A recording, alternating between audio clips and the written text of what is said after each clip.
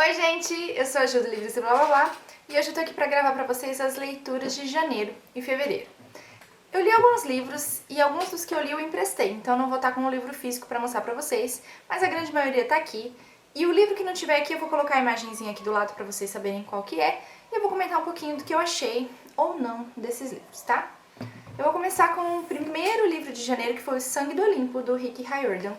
Eu tava bem ansiosa pra saber o final dessa série, porque é uma série que eu gosto muito de aventura, e eu acho que o Rick Riordan é extremamente feliz nas séries que ele cria. Eu gostei e talvez não gostei do livro. Eu dei acho que 4 estrelas e meia pro livro, porque eu realmente gostei da maneira como encerrou tudo. Tiveram alguns pontos que eu talvez faria diferente? Sim. A batalha final deixou um pouco a desejar? Sim, também. Mas isso não tira o mérito e o brilhantismo do autor. E nesse último volume a gente vê as coisas se encaixando. E eu achei que todo mundo teve um final assim que foi convincente. Então eu gostei, com algumas ressalvas normais que a gente sempre tem, mas gostei bastante. Depois eu li As Crônicas de Bane, da Cassandra Clare, com a Sarah Rees Brennan e da Marie Johnson. Acho que é assim a pronúncia delas. Vou deixar o nome certinho embaixo com os autores, tudo pra vocês conseguirem entender certinho. E esse eu não gostei tanto, apesar da capa ser lindíssima, ó, acho que tá dando pra vocês verem o brilho, né? Eu sou apaixonada por essas capas holográficas, mas esse eu não gostei tanto. Por quê?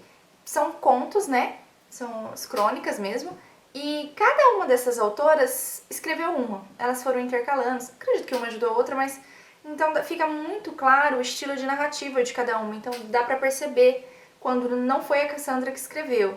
Isso foi o que eu não gostei. Porque eu gosto, principalmente, eu acho que a história é muito boa, mas eu acho que a narrativa da Cassandra é o que mais me encanta na série Os Instrumentos Mortais, a maneira como ela leva, uma maneira leve e tudo mais. Nesse deu pra ver a diferença entre as outras autoras e tal, então eu gostei até da ideia, mas não gostei tanto de terem sido mais de uma autora, de não ter sido só a Cassandra. Não sei se deu pra vocês me entenderem. Então, sim, eu gostei da ideia, sim, acho que o Bane merece mesmo um livro só dele, mas talvez não tenha sido o que eu imaginava, eu fico um pouco de expectativas demais, talvez. Enfim, tem resenha também, o link de todas as resenhas vai estar no post, no blog, vai estar aqui embaixo, tá? Na caixa de informações. Depois eu li O Que Restou de Nós, e esse eu gostei bastante. É uma distopia, e esse livro vai contar a história... Eu esqueci o nome das personagens, vou deixar aqui pra vocês. Nesse futuro distópico, onde a história rola, quando você nasce, você tem uma alma junto com a sua alma. Então, assim, cada corpo tem 2 almas. E no decorrer da infância, uma dessas almas, ela vai desaparecer. Mas não é o que acontece nesse livro. As duas almas continuam no corpo. E a história desenrola nisso, porque uma delas tem que fingir que não está mais ali, né? Porque não é certo, é contra as regras, tem consequências quando a sua alma não desvanece. E aí é toda essa questão de que elas têm que fingir que não são 2 dentro do mesmo corpo, até o momento que elas começam a descobrir os segredos por trás disso, por que elas são híbridas, se existem outros híbridos. Esse eu achei muito legal, esse livro. Eu fui sem expectativa nenhuma, não esperava absolutamente nada desse livro. Achei a sinopse bacana, gostei da capa, falei, vou ler. Mas eu não fui assim com tanta expectativa, acho que isso que me fez gostar ainda mais da história. Eu fui surpreendida em alguns momentos e eu achei sensacional a maneira que a autora conseguiu dar uma personalidade para cada uma dessas almas que habita o corpo, né? Cada uma delas tem suas particularidades. Tem uma que é praticamente a protagonista da história, assim, que narra a história e tal. Mas a gente consegue entender cada uma delas e os demais personagens que vão aparecendo também. Então, esse livro eu gostei muito. Depois eu li Um Passo em Falso, do meu querido divo maravilhoso Harlan Coben. Esses livros, eles têm uma sequência, eu já falei pra vocês, já coloquei... Sempre quando eu faço uma resenha de um livro dessa série, eu coloco lá. Dá pra ser lido separadamente? Dá e não dá, porque cada livro tem um caso que vai acontecendo e vai ser resolvido, enfim. Mas nós temos a vida pessoal do protagonista, né, do Myron, que vai evoluindo no decorrer dos livros. Então, não, eu não aconselho que vocês leiam fora de hora. Fora de hora. Tem que ter hora marcada pra ler.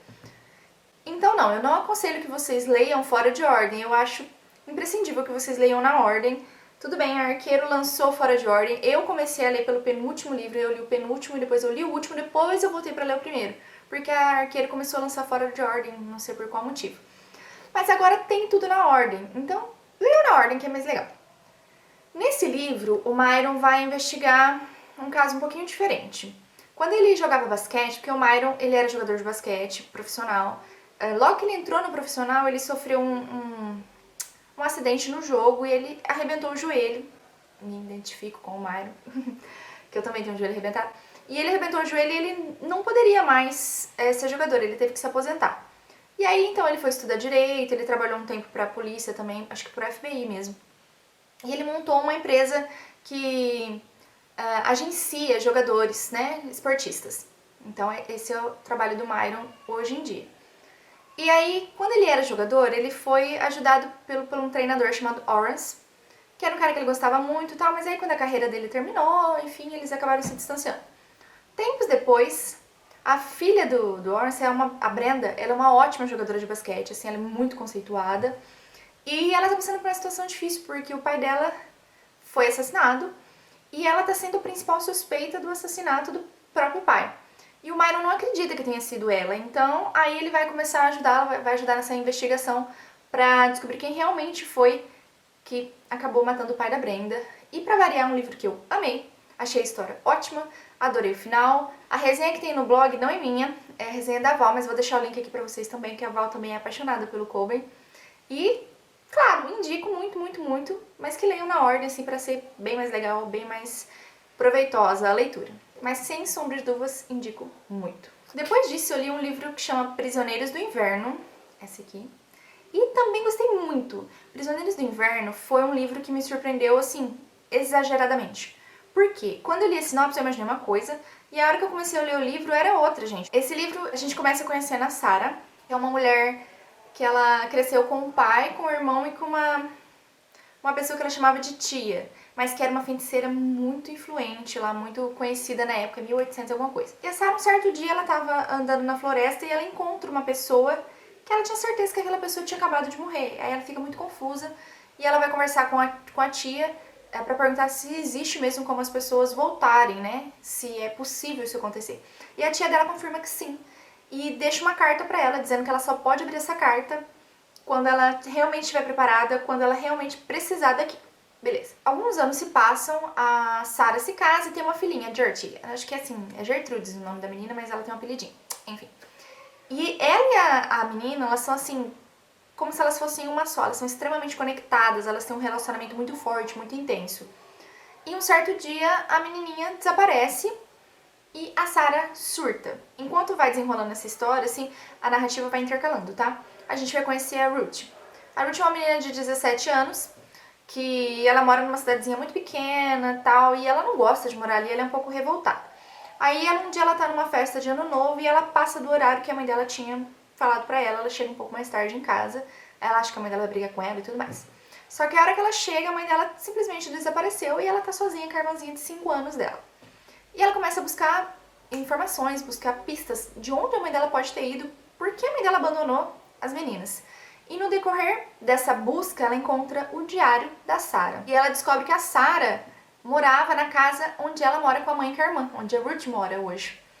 E aí as coisas vão acontecendo. E não vou contar mais nada. Na resenha também eu não contei nada além disso. Por quê, gente? Porque é um livro que o legal é você ser surpreendido em cada pequeno detalhe. Foi um livro que eu achei, assim, bem sinistro. Confesso pra vocês que em alguns momentos eu fiquei arrepiada. Foi uma leitura que eu não conseguia parar, porque é muito, muito, muito bom a história. Eu não sei se todo mundo gostou, eu li poucas resenhas. As resenhas que eu li foram de pessoas que realmente gostaram do livro, mas não li muitas resenhas positivas, assim, porque eu não fui muito atrás. Eu fiquei tão impressionada com a história que a minha opinião bastava, eu acabei não lendo muito. Mas eu recomendo muito pra vocês, vou deixar o link da resenha se vocês quiserem saber um pouquinho mais da história. Mas já digo que da sinopse da história eu não abri muita coisa, tá? Eu falei mais um pouco sobre as minhas impressões, sobre o livro e tal. Porque eu acho que o legal é vocês irem descobrindo. E as histórias vão se intercalando. E depois, mais pra frente, tem a Catherine, que acabou de perder o marido num acidente. E ela começa a investigar. Ela tinha acabado de perder o filho, acabado não, fazia um ano mais ou menos que ela tinha perdido o filho. E aí depois logo ela perde o marido num acidente. Aí ela fica meio noiada.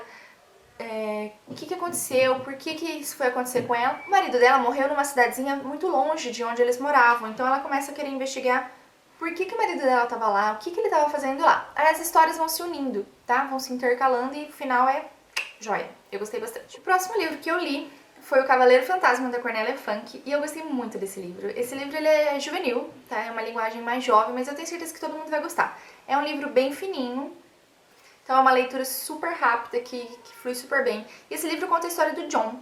O John, menino, acho que, se não me engano, ele tem 11 ou 12 anos, e ele tem 2 irmãs e a mãe, né? O pai dele faleceu. E a mãe dele começa a namorar um dentista, que ele chama de Barba, porque o cara tem uma barba muito grande. E ele colocou na cabeça dele que esse cara quer afastar ele da família e tal. E ele se sente incomodado com a presença do Barba, ele não gosta e tal. E um certo dia a mãe dele manda ele para um colégio interno, onde o pai dele estudou quando era criança. E aí mesmo que ele sente a confirmação de que a mãe realmente não quer mais nada, a mãe tá deixando ele de lado porque ele vai para um colégio interno. Então ele se sente desprezado. A palavra é essa, ele se sente desprezado. Ele vai para esse colégio. Chegando lá, ele se sente um pouco deslocado e ele acaba tendo uma visão. Ele vê um cavaleiro esquelético, assim, em cima de um cavalo, uma coisa bem sinistra, com outros 2 cavaleiros do lado. E ele fica aterrorizado, e ele é a única pessoa que consegue ver isso. E ninguém mais vê, então ele fica muito assustado, mas ele precisa descobrir o que está acontecendo, por que ele vê isso, e por que o cavaleiro diz que quer o sangue dele, quer matar ele. Ele, tipo, não fez nada pra ninguém, né? Então ele quer descobrir o que aconteceu e por que esse cavaleiro quer pegar ele. E aí ele vai então conversar com ela, que é uma garota muito bonita e um pouco diferente, porque a avó dela diz que vê fantasmas. Então ele vai conversar com ela pra ver se de repente ela pode ajudar ele, apesar dele se sentir extremamente envergonhado de conversar com ela. E aí ela começa a ajudar o John, e ela acredita nele porque a avó dela realmente vê fantasmas e tudo mais. Só que esses fantasmas estão perseguindo o John, então eles têm que descobrir uma maneira de evitar isso. E aí que eles vão buscar a ajuda de um cavaleiro, que eu esqueci o nome agora, gente. Achei. Do Sir William Longsby, que é um cavaleiro que não consegue, a alma dele, né, o espírito dele não consegue se libertar por alguma razão. E a partir daí que a história vai acontecendo, vai se desenrolando, e eu gostei muito. Apesar de ser um livro claramente juvenil, tenho certeza que todo mundo vai gostar.